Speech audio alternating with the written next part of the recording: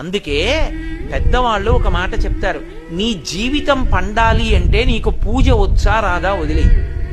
నీకు వేదం తెలుసా తెలీదా వదిలిపెట్టేసేయి,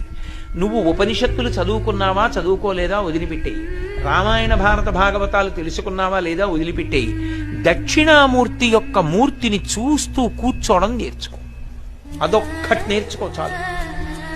ఏమక్కర్లేదు, ఇంకా దక్షిణామూర్తిని పెట్టుకుని రోజు కాసేపు ఆయన్ని చూస్తే చాలు. మీకు నేను ఇంకా విచిత్రమైన విషయం చెప్పనా, సంటి పిల్లలు కొంచెం కొంచెం పెరిగి పెద్దవాళ్ళు అవుతున్నప్పుడు ఇంట్లో అందమైన దక్షిణామూర్తి విగ్రహం ఉండి, విగ్రహం అంటే ఫోటో కనీసం ఉండి,